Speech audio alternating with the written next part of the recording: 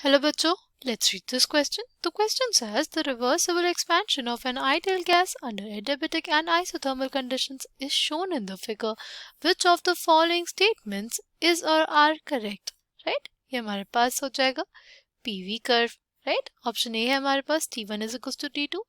Option B है हमारे पास T3 is greater than T1. Option C है हमारे पास W isothermal is greater than W adiabatic. Option D है हमारे पास delta U isothermal is greater than delta U adiabatic. Right? The key concept for this question is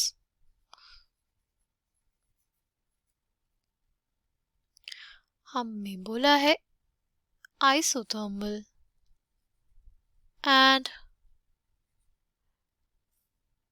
adiabatic expansion के बारे में. Right? Adiabatic expansion. देखो, पहली चीज हमारे पास हमें ये टर्म समझने पड़ेंगे. ये आइसोथर्मल क्या होता है, एडियाबेटिक क्या होता है और ये एक्सपेंशन का क्या मतलब है. सी, एक्सपेंशन का मतलब क्या होता है. एक्सपेंशन में मतलब हमारे पास जो वॉल्यूम है वो क्या कर रहा है, इंक्रीज कर रहा है. इसको हम लोग कैसे समझ सकते हैं. जैसे हमारे पास ये सिलेंडर है, ये हमारे पास क्या लगा हुआ है, उस पर ये लगा हुआ है कोई पिस्टन. राइट. तो अगर हमारे पास क्या हो, अगर हमारे पास जो गैस है इसके अंदर, सिलेंडर के अंदर, ये वर्क करे, ये क्या करे, ये वर्क करे और ये यहाँ पे क्या लगाए, प्रेशर लगाए. राइट. यहाँ पे प्रेशर लगाए और हमारे पास जो एक्सटर्नल प्रेशर की वैल्यू है वो कम हो, जो गैस प्रेशर लगा रही है उसका प्रेशर ज़्यादा हो, तो क्या होगा, उस केस में हमारे पास होता है एक्सपेंशन. उस केस में हमारे पास क्या होगा, एक्सपेंशन होगा और जो वॉल्यूम है गैस का वो यहाँ से क्या चले जाएगा, यहाँ तो चला जाएगा. राइट. उस केस में हमारे पास जो काम कर रहा है वो सिस्टम काम कर रहा है. इसको बोलते हैं work done by the system. अच्छा, अब ये आइसोथर्मल क्या, आइसो मतलब होता है सेम और थर्मल मतलब होता है टेम्परेचर, यानी ऐसे प्रोसेसेस जिनके लिए हमारे पास टेम्परेचर क्या हो, सेम रहे, कांस्टेंट रहे through out. Temperature constant, temperature is constant through out. Right. Now next क्या है हमारे पास, नेक्स्ट है एडियाबेटिक. एडियाबेटिक क्या मतलब होता है. सी, एडियाबेटिक का मतलब ये है कि हमारे पास जो हीट है सराउंडिंग्स और सिस्टम के बीच में उसका एक्सचेंज नहीं होगा.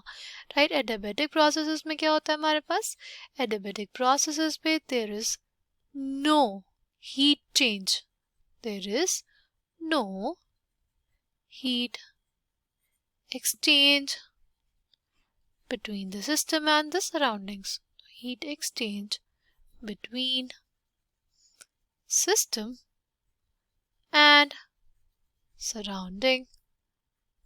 Right? System और surrounding के बीच में कोई heat change, heat का exchange ना हो, ऐसे process को बोलेंगे हम लोग adiabatic process. Right? तो देखो हमारे पास क्या बोला है कि कौन सा स्टेटमेंट करेक्ट है कौन सा नहीं. अच्छा, पहली चीज तो ये कि अगर ये वाला ग्राफ हमारे पास क्या है, एक आइसोथर्मल कर्व है, तो हमारे पास जो T1 टेम्परेचर और जो T2 टेम्परेचर है वो तो सेम होगा. तो ऑप्शन ए तो हमारे पास क्या हो गया, करेक्ट हो गया. राइट. अगर हम लोग बात करते हैं ऑप्शन बी की, T3 is greater then T1, ये हमारे पास स्टेटमेंट सही है कि नहीं, एक्सप्रेशन सही है कि नहीं, ये देखते हैं. देखो, अगर हमारे पास एडियाबेटिक एक्सपेंशन है, अगर हमारे पास एडियाबेटिक एक्सपेंशन है तो क्या होगा, एक्सपेंशन में work is done by the system. Right. अगर सिस्टम वर्क कर रहा है और हमारे पास हीट का एक्सचेंज नहीं हो रहा है सराउंडिंग्स में से, तो हमारे पास क्या हो जाएगा, हमारे पास टेम्परेचर डिक्रीज करता है. हमारे पास जो टेम्परेचर होता है वो डिक्रीज करता है क्योंकि हमारा सिस्टम वर्क कर रहा है. उसकी इंटरनल एनर्जी में क्या देखने को मिलेगा, उसकी इंटरनल एनर्जी में हमें डिक्रीज देखने को मिलेगा. राइट. तो हमारे पास हम लोग ये कहेंगे कि जो T3 है ना वो छोटा होगा T1 से. राइट. फिर अगर हम लोग बात करते हैं ऑप्शन सी की, तो हमारे पास ऑप्शन सी में दिया W isothermal is greater then W adiabatic. ये स्टेटमेंट हमारे पास करेक्ट है. कैसे देखेंगे हम लोग इस चीज़ को? सी, ये हमारे पास अगर हम लोग अपना कर्व बना ले, हमारे पास क्या था, ये v था, ये p था, राइट। ये हमारे पास था आइसोथर्मल के लिए और ये था हमारे पास एडियाबैटिक के लिए। इसको हम लोग आइसो लिख दें, आइसोथर्मल लिख दें और इसको बोल दें कि ये एडियाबैटिक प्रोसेस के लिए। तो देखो, अगर हमें देखना है वर्क डन, तो इसको हम लोग देखते हैं with help of area under the curve. अगर हम लोग बात करें एडियाबैटिक के लिए, तो एरिया अंडर द कर्व क्या हो जाएगा हमारे पास? एडियाबैटिक के लिए एरिया अंडर द कर्व ये हो जाएगा हमारे पास कुछ, राइट।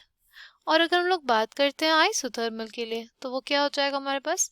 वो कुछ ये हो जाएगा हमारे पास, राइट। हम लोग देख सकते हैं कि जो आइसोथर्मल के लिए एरिया अंडर द कर्व है वो ज़्यादा है as compare to for adiabatic, इसलिए हमारे पास W for isothermal is greater than W for adiabatic. ये स्टेटमेंट करेक्ट है। तो अभी तक हमारे पास ऑप्शन ई करेक्ट है, ऑप्शन सी करेक्ट है और ऑप्शन बी जो है ना वो इनकरेक्ट है, क्योंकि हमारे पास जो T3 है वो क्या होगा, वो छोटा होगा T1 से। अगर ऑप्शन डी की बात करें कि delta U of isothermal is greater than delta U of adiabatic. See, अगर हम लोग बात करते हैं आइसोथर्मल प्रोसेस की, तो हमारे पास आइसोथर्मल प्रोसेस में क्या होता है, जो टेम्परेचर है वो हमारे पास क्या रहता है, टेम्परेचर इज कांस्टेंट। अगर हमारे पास टेम्परेचर कांस्टेंट होगा ना, तो क्या होगा, अगर हमारे पास टेम्परेचर कांस्टेंट होगा तो डेल्टा टी यानी चेंज इन टेम्परेचर जीरो हो जाएगा। चेंज इन टेम्परेचर अगर जीरो हो गया तो हमारे पास delta U which is equal to N C V delta T. उस केस में डेल्टा टी क्या हो जाएगा हमारे पास, डेल्टा टी ही जीरो हो जाएगा। तो डेल्टा यू हमारे पास कितना हो जाएगा, वो भी जीरो हो जाएगा। किसके लिए? This is only true for isothermal process, right. किसी भी आइसोथर्मल प्रोसेस के लिए जो डेल्टा यू होता है वो हमारे पास जीरो के बराबर होता है। ओके, नाउ अगर हम बात करें एडियाबैटिक के लिए, देखो हमने देखा ना कि हमारे पास T3 जो है वो क्या है, छोटा है T1 से, राइट। अगर हम लोग इसको ऐसे लिखें तो T3 माइनस T1 क्या है, ये क्वांटिटी नेगेटिव होगी किसके लिए, हमारे एडियाबैटिक एक्सपेंशन के लिए, राइट। क्वांटिटी कैसी होगी, नेगेटिव होगी, राइट। तो अगर हमारे पास डेल्टा यू का एक्सप्रेशन है NCV डेल्टा टी, तो क्या होगा, एडियाबैटिक के लिए क्या वैल्यू आएगी, वो आ जाएगी delta U is equal to NCV delta T. अगर ये डेल्टा टी जो है हमारे पास, ये जो डेल्टा टी है वो नेगेटिव क्वांटिटी आई, तो ये ओवरऑल हमारे पास कैसी क्वांटिटी आ जाएगी, डेल्टा यू भी हमारे पास क्या आ जाएगा, नेगेटिव आ जाएगा। तो हमारे पास डेल्टा यू क्या है, नेगेटिव किसके लिए, एडियाबैटिक प्रोसेस के लिए। और हमारे आइसोथर्मल प्रोसेस के लिए क्या है, आइसोथर्मल के लिए वो इक्वल्स टू जीरो है। बड़ी क्वांटिटी कौन सी, हमारे पास ऑब्वियसली किसके लिए, आइसोथर्मल के लिए डेल्टा यू ज्यादा होगा एडियाबैटिक से, इसलिए ऑप्शन डी भी हमारे पास करेक्ट है। तो correct answer for the question is option A, option C and option D. I hope you understood it well. Thank you and all the best.